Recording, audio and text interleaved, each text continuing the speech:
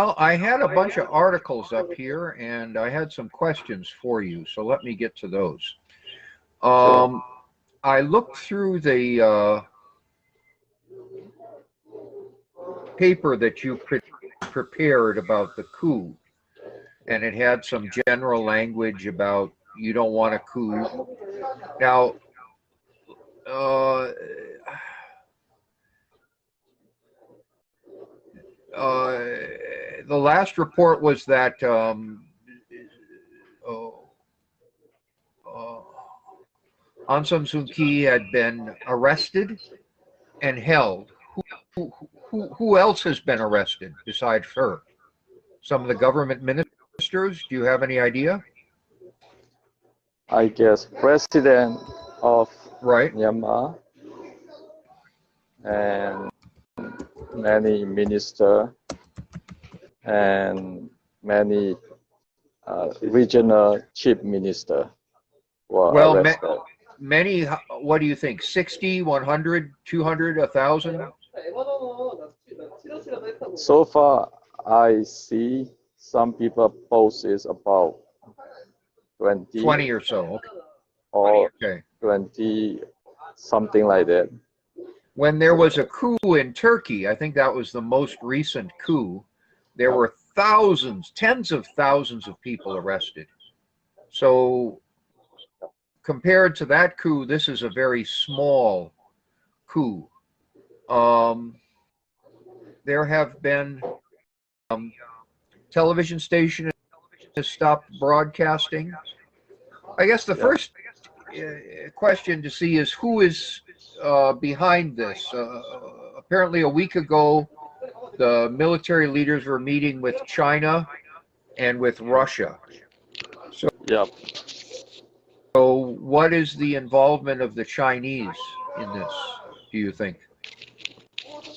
Chinese visit to make sure their regular business stable in the border and to able to continue their business, all well, business economic. Is a rather loose term. I mean, they're raping the country, and they're the China is I would think the #1 enemy of Myanmar. Or do you think it's in terms of India? You mean in terms of enemy in which perspective, for democracy or for the people? Well, it will be complicated.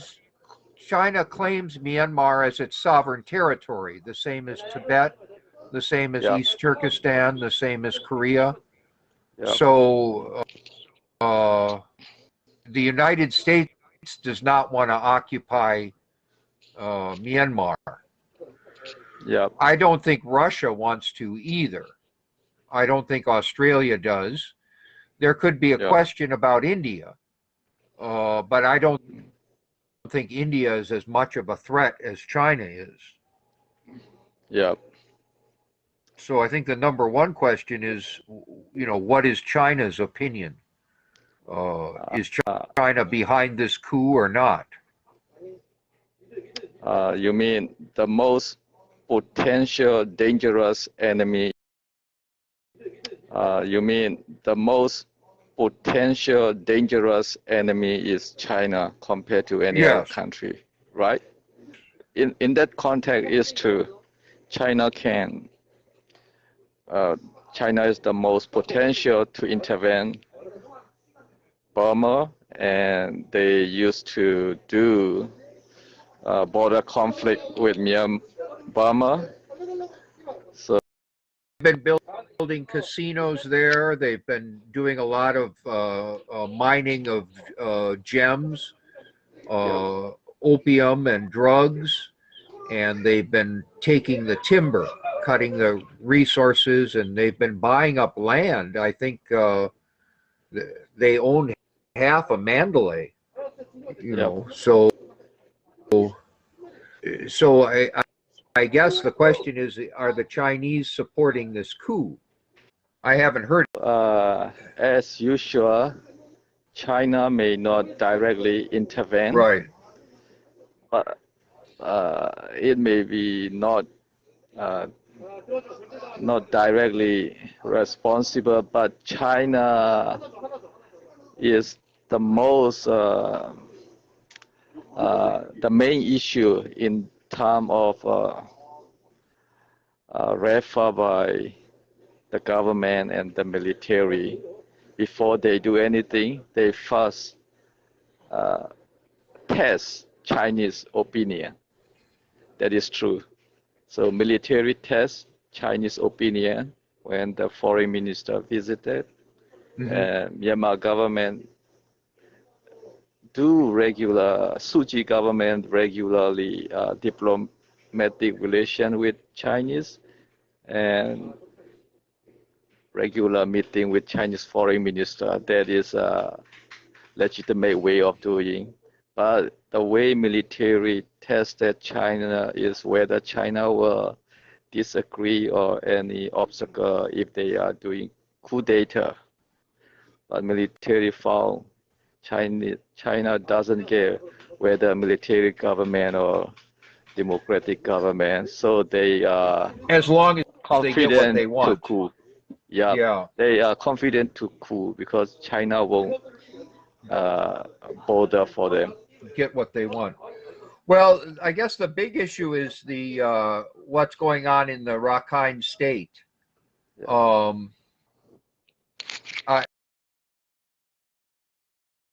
I guess the big issue is the what's going on in the Rakhine State. This is I don't know. I guess it's very embarrassing for the Western interests, and I think the interests of the Chinese there are to make this a problem. Now, in your paper, you mentioned it as my friend here is a professor of basically Burmese studies. He said that this has been going on for many centuries. The people, the Rohingyas, if you want to use that term, they want to be a designated minority, but they keep coming over, and then every 60 or so years, they kick them out again. And then they come over, and then they kick them out again. They come over, and they kick them out again. So I don't see this as some kind of great human rights tragedy. This is just, normal operating procedure. The people from Bangladesh are suffering from floods. They're losing all their cropland. They're kicking the Buddhists out of the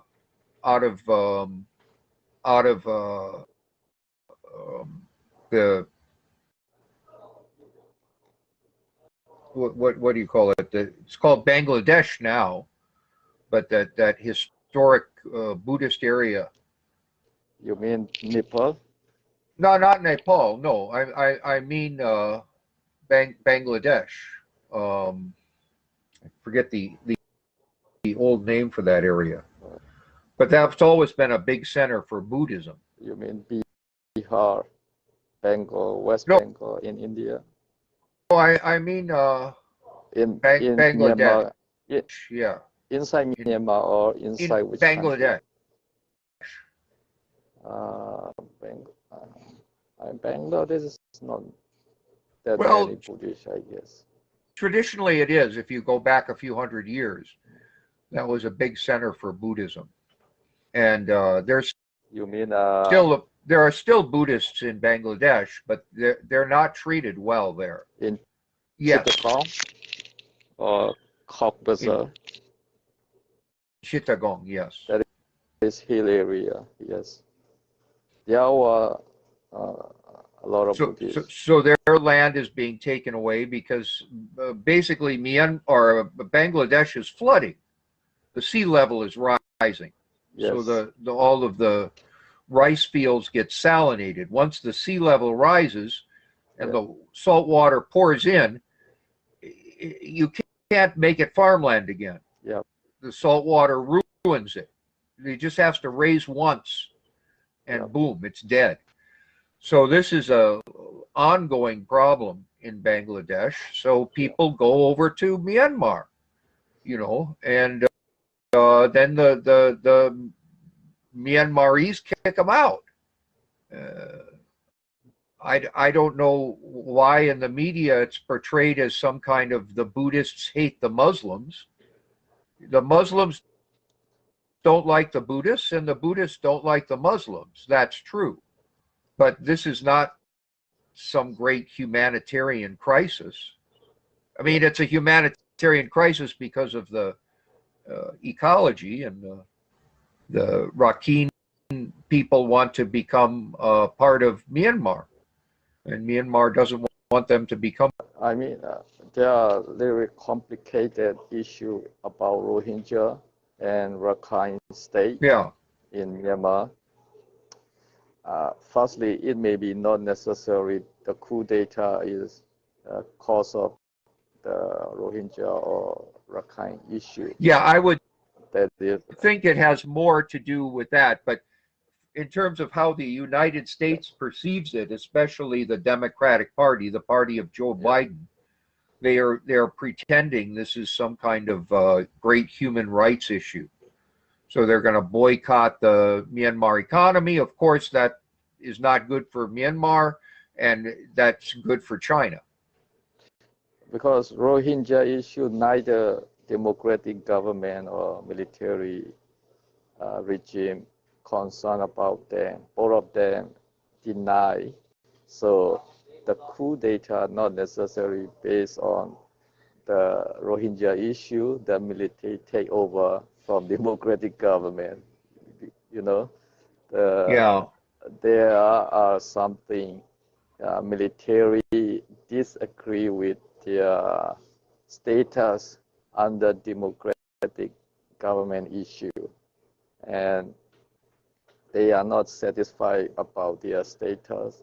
They want to be upper hand all the political situation in Myanmar.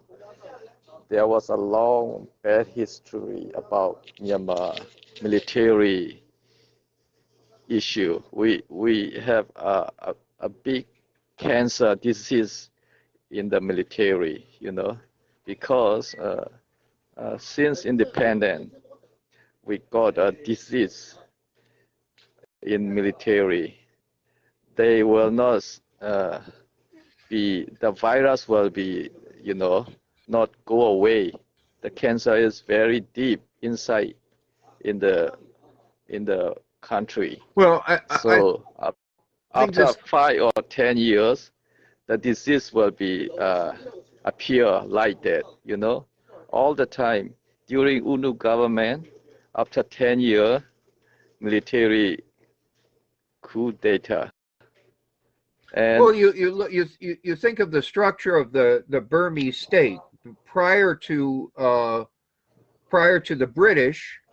It was a Buddhist kingdom, and unlike India or even Sri Lanka, the British never colonized Myanmar. They set up a military government there. It was always under military rule for the British.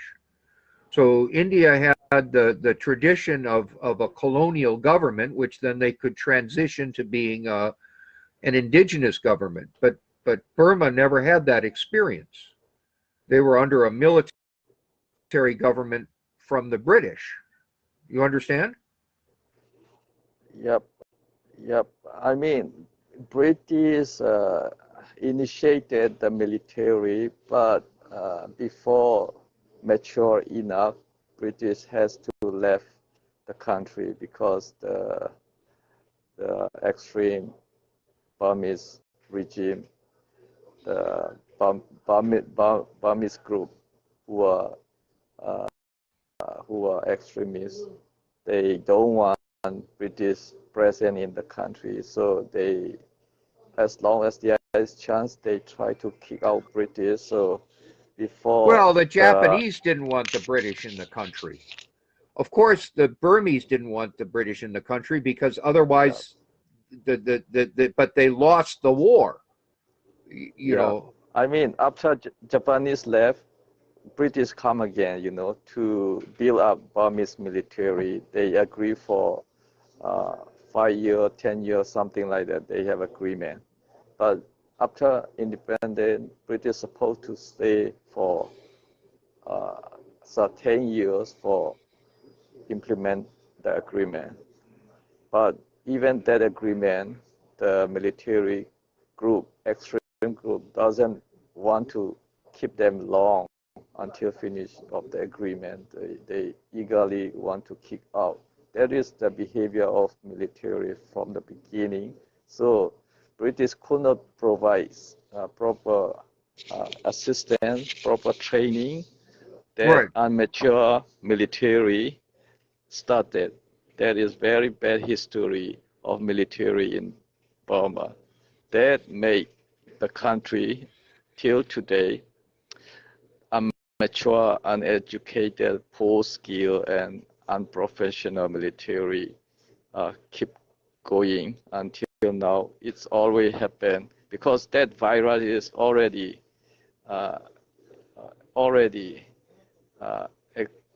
present in Burma. So they are the core power controlling.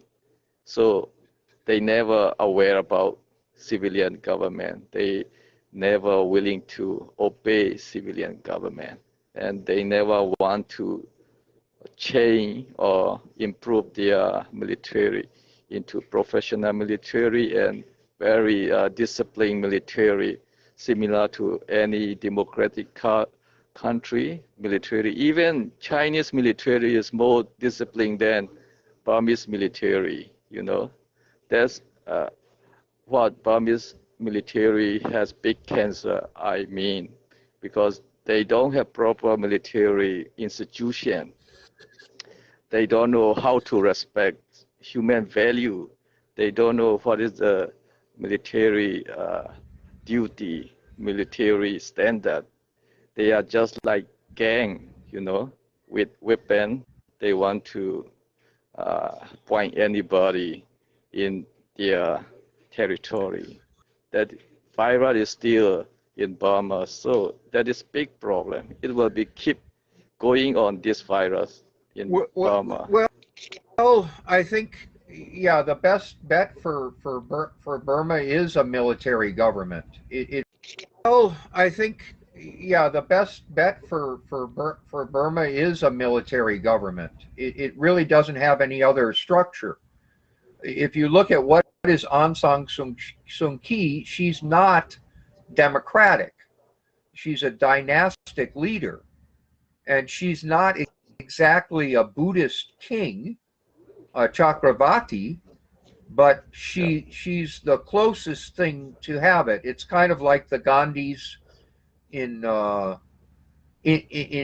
India, or what's Bonito Bazir in Pakistan. I mean, all of these countries essentially have dynastic leadership.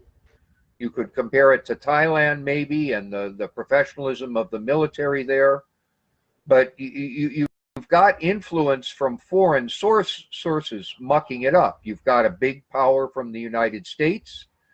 You have a potentially big power from India. You have a potentially big power from Russia. So I would think the thing to do for the expats like you is to try to reach out to Russia, try to reach out to India, see what their interests are. And the United States now under Joe Biden, I think you can't trust, because they're likely to go with the Chinese. Mitch McConnell, his wife is Chinese with Burmese connections, and he's been very bad for Myanmar. He was responsible at the idea that the United States should boycott Myanmar. This is terrible for Myanmar's economy. It's very good for China. And the United States pretends it has something to do with human rights. It is nothing to do with human rights. It has everything to do with the economy. How are you going to improve Burma's human rights situation by not trading with them? I don't see it. Maybe your best ally at this point is Vietnam, because Vietnam is standing up to China. Well, about Suu Kyi, I could say she is charismatic leader. I mean, Suu Kyi government is minimum democracy, you know, if you see political sign.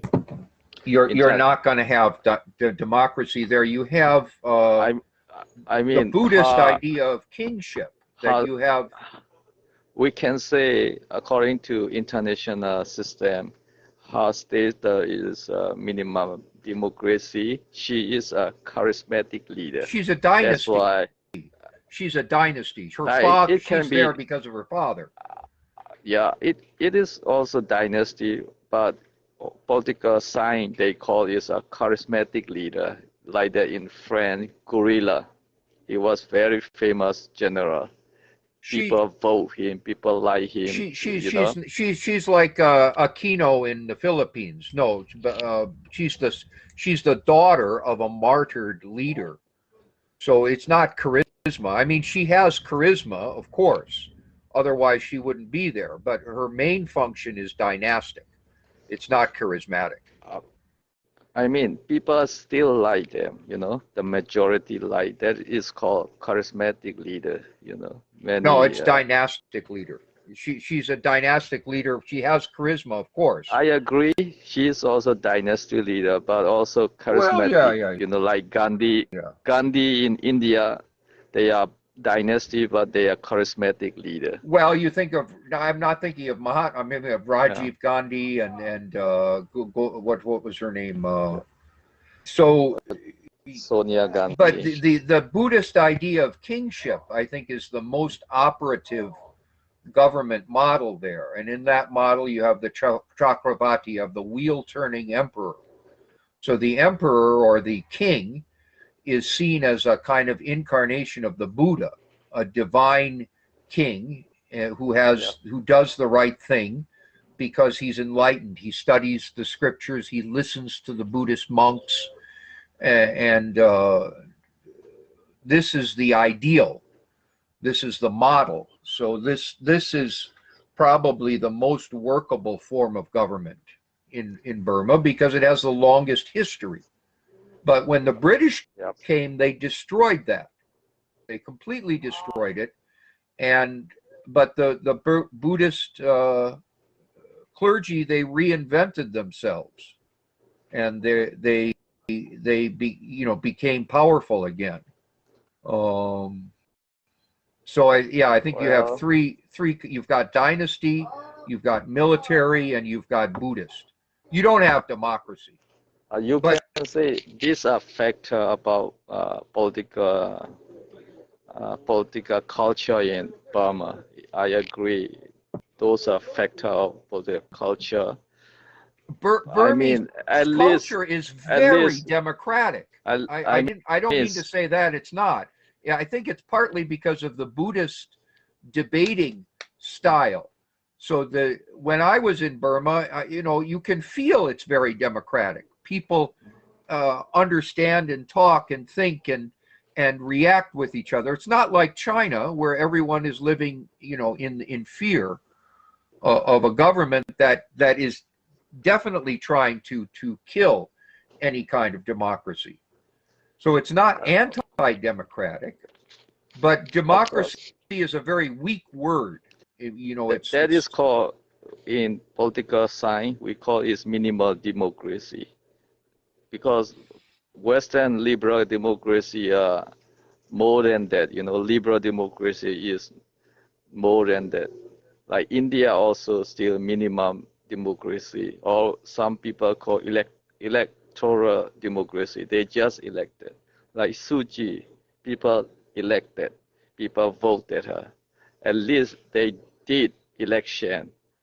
Well, the only alternative to military rule was this dynastic rule. And who's going to succeed her? She doesn't have a son or a daughter. So the idea of that, that's another problem. But this is because of outside forces. You have China, you have India, you have America, and in many ways the army gets a lot of credit. The military gets credit because they have kept China and India and America out. You know, they could have done a much better job, but on the other hand, they could have done a much worse job. Look at Cambodia. Look at Laos. You know, those countries have really been ravaged. Or even look at Vietnam. So the question is, I don't think democracy has anything to do with Burma. The question is, who's your daddy? Who are your friends? Do you want to be ruled by China? If you don't, you better get your shit together quick. You better make friends with the Vietnamese. You better make friends with the Thais. You better get somebody to watch your back, because that dragon is breathing down your neck. About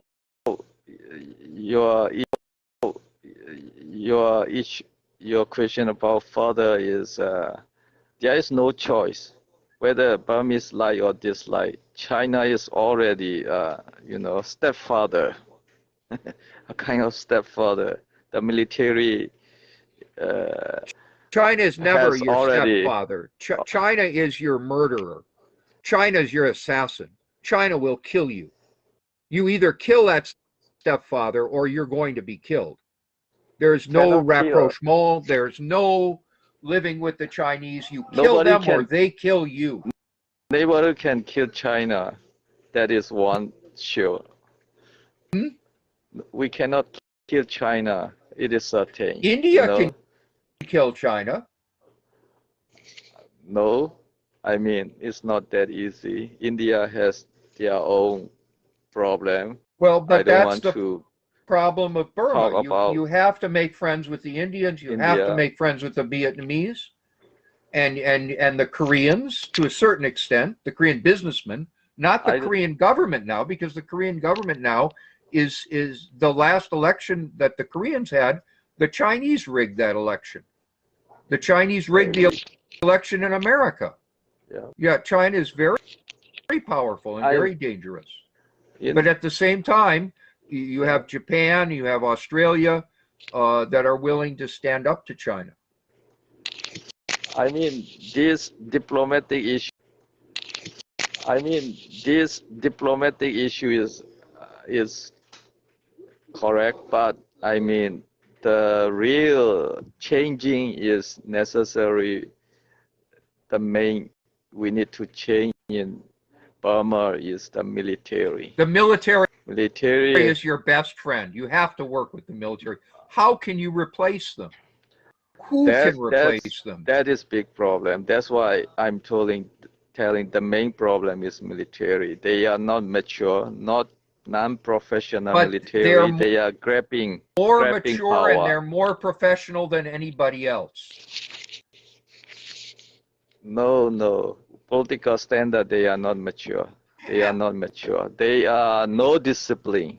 They don't follow any military standard to any other country. Compared to what? In China, even military, they obey their party. You know, they are not about. Oh no, the Chinese military is shit. The Chinese military is all bribery and corruption. You have to buy your way into the Chinese military. I agree that, but now I'm talking about structure issue. Structure. In India, military obey their civilian rule. They are never upper hand. China military, they are never upper hand. I don't know about that. Military is over upper hand, The Chinese military have. You can go back to Lin Biao. That's only 40 or 50 years ago.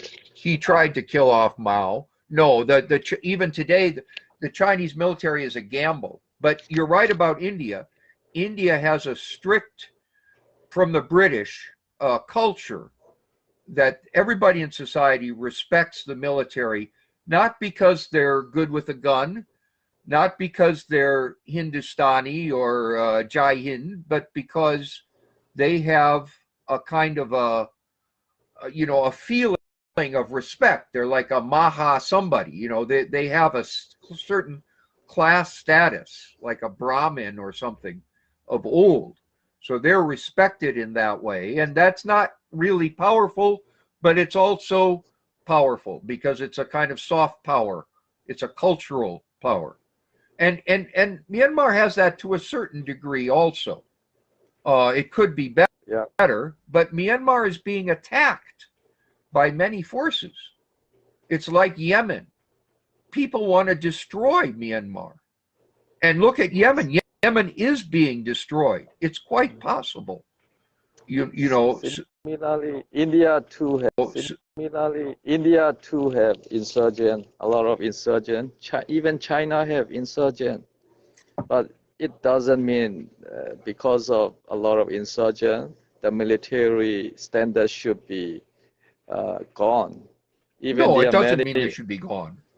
That's why I'm telling Burmese cases. They are pointing insurgent, but they themselves don't have any military standard. They don't have no military professional standard. They don't have discipline. They don't obey civilian.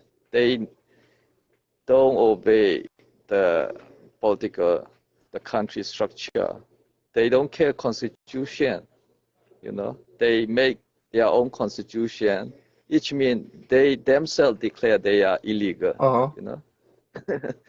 Now today, the COP is that is the military announced they themselves are illegal because they make constitution and they destroy their constitution.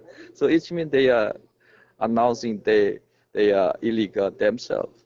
So that is big problem about Burma. Until we make treatment about the cancer disease in military, Burmese will be very unfortunate to make a good nation. You know, we will be continually under the gang group controlling the country. So this is a real problem is the disease, the virus, cancer, you know, that how we will do treatment about the disease in Burmese military, that we have to think about that. Then I'm surprised one thing is Suu Kyi government was so unprepared during they are in power. They should know how the military behavior, you know. During they are in power, they should make something, a condition to prevent military coup d'etat. They might invite even external factor, you know. There are many external factors. Suu Kyi can make a deal, you know. First thing I expect Suu Kyi at the beginning is she is very good relationship with Western public, you know. She was very popular for Western public and around the world. So with her diplomatic skill, she can make very good resources and you would think so, right? But they use that Rohingya to prevent the military such kind of coup d'etat. But she did not prepare. She did not prepare. No, I wouldn't blame her. China would not allow her to do that. That whole Rohingya Rakhine State thing was orchestrated by China. This is going back, maybe 5 or 7 years. I remember a whole series of videos done by Hollywood movie stars pointing their fingers and, oh, Myanmar, it's so bad. There's such a human rights problem. Na, na, na, na, na, na. And all of this negative criticism was directed at the Rohingya Rakhine State issue, demonizing Aung San Suu Kyi the same way that they demonized Trump. It had nothing. China may disagree. As you said. China may not allow, but it doesn't mean that is not about China. That is about Burmese. They have, Suu Kyi should have aware what Should we have been need. able to do an end run. Well, you've What got we a need, point there. because if you see like Taiwan issue, China absolutely don't want any military, but China has to bring external factor.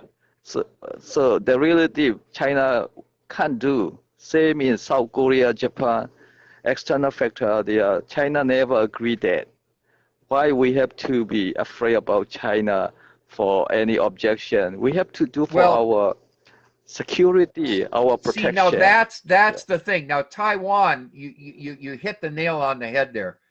You should invite, if you're going to write your position paper like you did,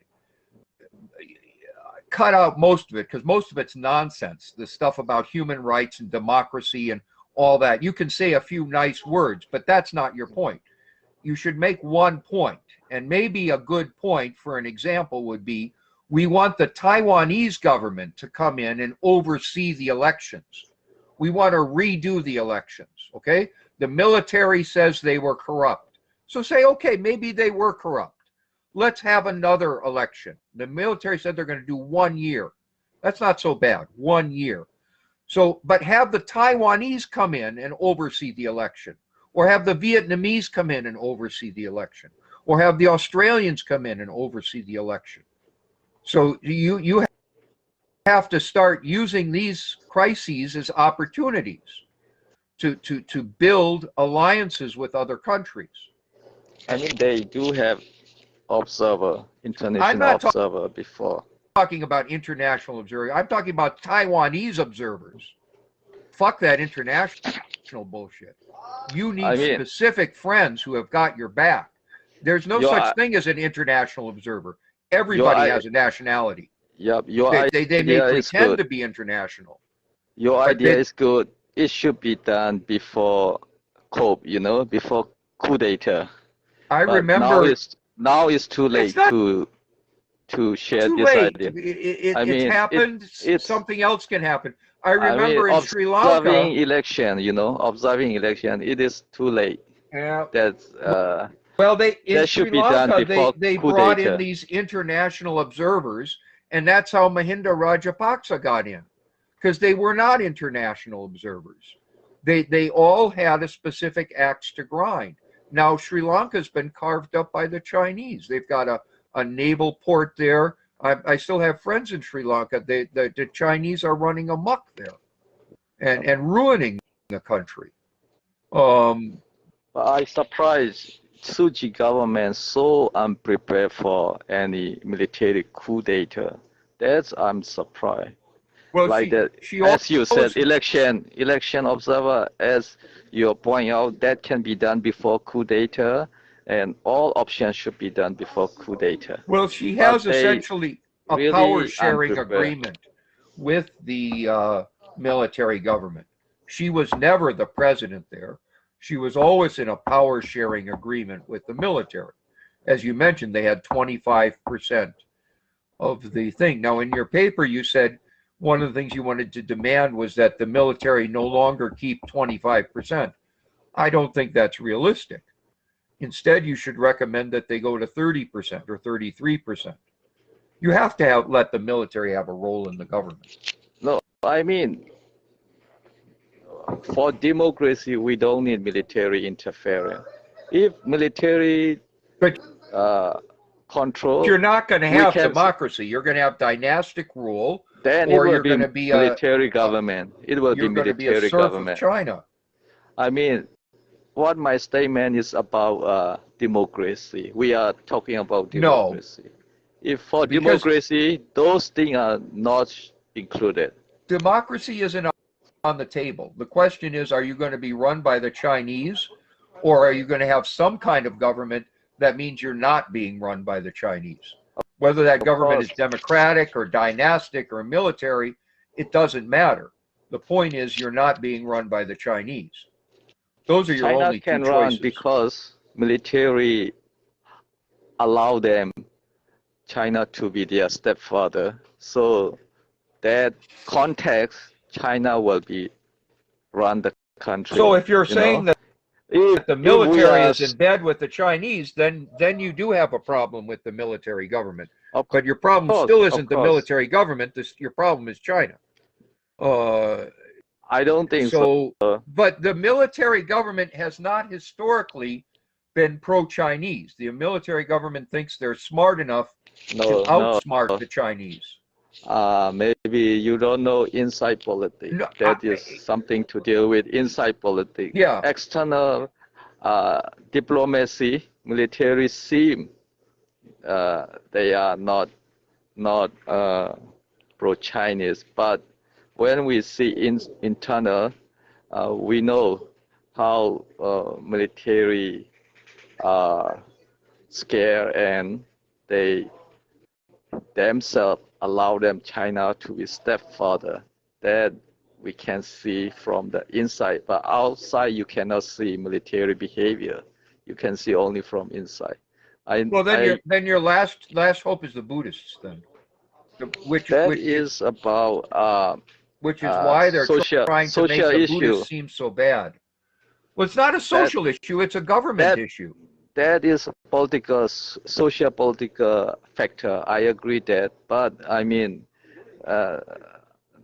about Chinese influence or Chinese not influence issue is you think military are not pro-Chinese, but historically, if you study from inside, the behavior of military is even Chinese doesn't care during 1980 or 1970 about Chinese Burmese. Chinese let them go alone, Burmese, but the military is internally they let them Chinese to be their stepfather. They themselves approach. You know, during at the beginning of independence of Burma, there are many options. Burmese should be cooperate with international society like British, France, U.S. is at the time, at the beginning, very beginning, they are willing to international base center in Burma. That time they don't know any Asian country. They only know about Burmese at the time. But Burmese are themselves not let them work with international society. They let them go with the Chinese. That is the internal behavior of military in Burma. So if you look back, detail the internal behavior of Burma, the whole story, you can find it, the real story. You may think not pro-Chinese, but they self-made pro-Chinese, actually, I should say like that. So that is military. That's my point, is the military has virus, you know. Why they are doing well, pro-Chinese. The good thing is that the Indians can make Indians are standing dictator up in power.